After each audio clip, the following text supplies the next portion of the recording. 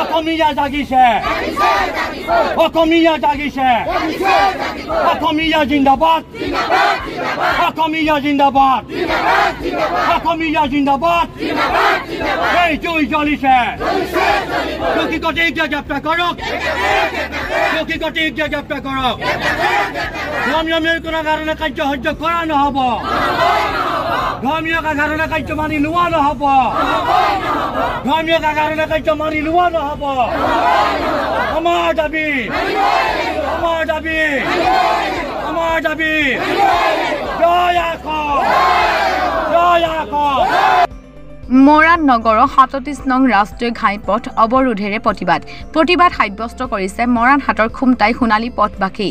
ABVB Ahom গণমঞ্চ আৰু বিভিন্ন দল সংগঠনৰ মৰাণ হাটৰ খুমটাই সোণালী পথত 13 জানুৱাৰীত ভোগালী বিহু উৰুকা নিশা অসমীয়া ধৰ্মীয় জাতীয় চেতনা বিহুত আঘাত সনা ব্যক্তিসকলক গ্ৰেপ্তাৰৰ দাবী বিহু উপলক্ষে গাহৰি মাংস কটাক লৈ মাৰপিট কৰিছিল কেইজনমান যুৱকে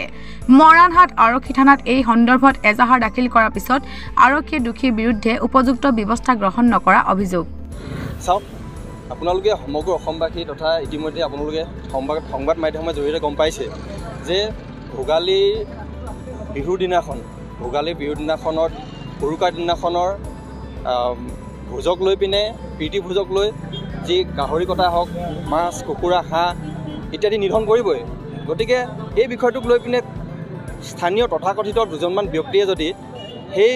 ব্যৱস্থাটোত যদি বাধা আৰোপ কৰিবলৈ যায় সেয়া আমি কেতিয়াও মানি ল'ব নোৱাৰিম এজন অসমীয়া হিচাপে গতিকে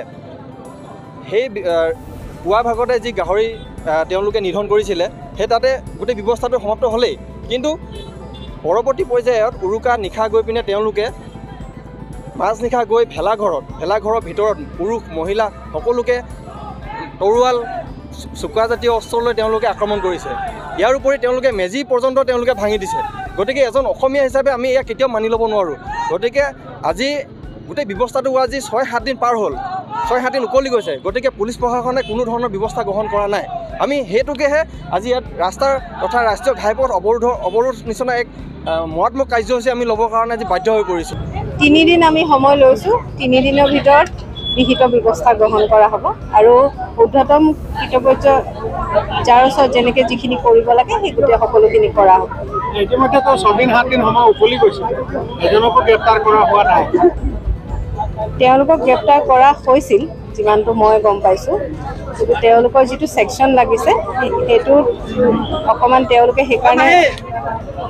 24 ঘণ্টাতকৈ বেছি তেওঁলোকক পুলিচে ৰাখিব নোৱাৰে গতিকে আমি এইটোৱে চেষ্টা কৰিম যাতে আমাৰ FIR-খন আৰু ভাল ভালকৈ হওক যাতে আমি তেওঁলোকক এইবাৰ ধৰিলে যাতে তেনেকুৱা একো সুৰুঙা তেওঁলোকে নাপায় ওলাই যাব ঠিক আছে আপোনাক প্ৰহাৰ কৰা হৈছিলে হৈছিলে এতিয়ালৈকে ন্যায় নাই পোৱা আপুনি ন্যায় পোৱা নাই আমি এতিয়ালৈকে এতিয়া কি কাৰণে ওলাই আহিলে ৰাজপথত এতিয়া আমি ন্যায় বিচাৰি ওলাই আহিছোঁ দুখীয়া শাস্তি পাব লাগে আমাক ন্যায় লাগে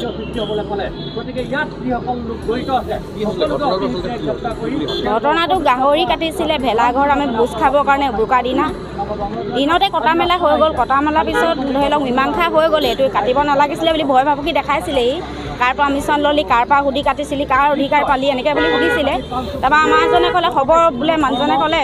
হ'ব যিটো হৈ গ'ল আমি আৰু নেক্সট বাৰলৈ এনেকুৱা কাম নকৰোঁ বা নেকাটো বুলি ক'লে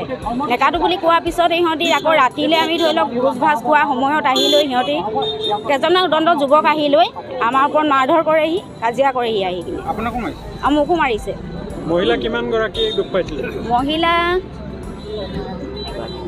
3 গৰাকী দুখ পাইছিলে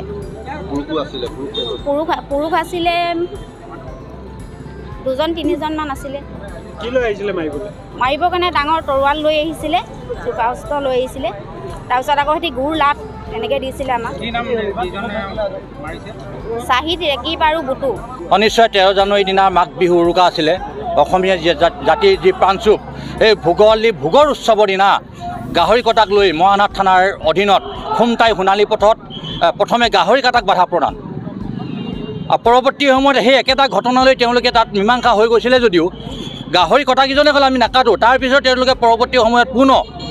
সন্ধিয়ালৈ তেওঁলোকে ভেলাঘৰত আহি পিনে হাই কাজিয়া কৰিছে কাপোৰ কানি ফালি দিছে মহিলাক শালীনতা তেওঁলোকে নষ্ট কৰিছে। গতিকে এই কাৰ্যক কেতিয়াও মানি ল'ব নোৱাৰি, কোনো কাৰণত নোৱাৰি।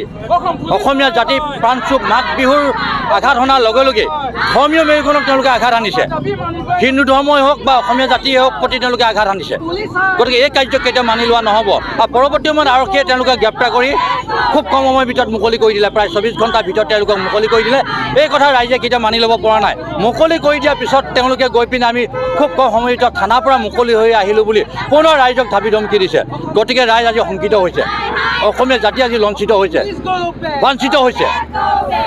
গতিকে প্ৰশাসনে ইয়াৰ ওপৰত অতি শীঘ্ৰে পূৰ্ণ ব্যৱস্থা গ্ৰহণ কৰিব লাগে, যাতে অনাগত দিনত এনেকুৱা ধৰণৰ ঘটনা সংঘটিত নহয়, যাতে ধৰ্মীয় মেৰুকৰণক কোনো আঘাত আনিব নোৱাৰে। গতিকে আমিও আপোনালোকৰ সংবাদ মাধ্যমৰ যদি অসমৰ মাননীয় মুখ্যমন্ত্ৰী ডক্টৰ হিমন্ত বিশ্ব শৰ্মা ডাঙৰীয়া, অসম আৰক্ষী সঞ্চালক প্ৰধান মহোদয়ক, স্থানীয় আৰক্ষী প্ৰশাসন, জিলা আয়ুক্ত, সম জিলা আয়ুক্ত, আৰক্ষী অধীক্ষক সকলোকে আহ্বান জনাইছোঁ আপোনালোকৰ সংবাদ মাধ্যমৰ যোগেদি যে দোষীক অতি শীঘ্ৰে গ্ৰেপ্তাৰ কৰক, কঠোৰৰ পৰা কঠোৰতম শাস্তি প্ৰদান কৰক, যিসকলে অসমীয়া জাতিক আঘাত আনিছে, যিসকলে ধৰ্মীয় মেৰুকৰণক আঘাত আনিছে, যাতে অনাগত দিনত সম্প্ৰীতি অসম বা সম্প্ৰীতি মৰাণত এনেকুৱা ধৰণৰ ঘটনা যাতে সংঘটিত নহয়,